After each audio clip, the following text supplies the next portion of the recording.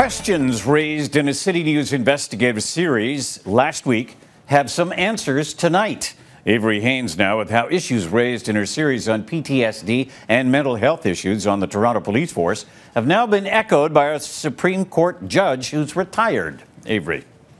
Well, Gord, after our series aired last week, I was inundated with calls from current and past police officers here in Toronto, as well as right across this country, speaking confidentially to me about the pain, the fear, and the stigma of PTSD.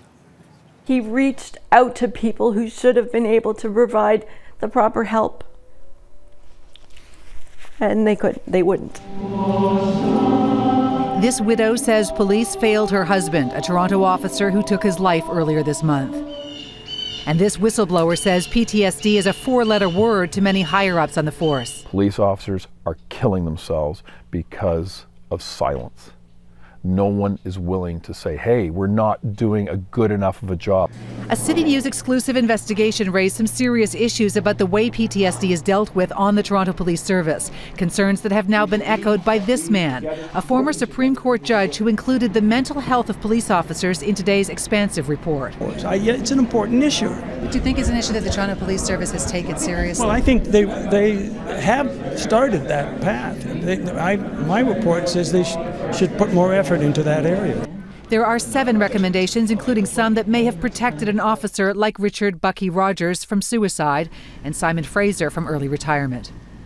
The report says Toronto Police Service does not have a comprehensive system to manage the psychological health of officers, and that the majority of frontline officers don't get mandatory visits with the 2 staff police psychologists. It's imperative that the force pay attention to it. It has paid by getting psychologists involved for recruiting. I'd say they should have an expanded role. The report recommends supervisors be trained to spot PTSD and mental health issues in officers, and that there be specific procedures to follow if there are signs that an officer needs help. He's made some very important recommendations on how we can continue to improve, and I take them very seriously.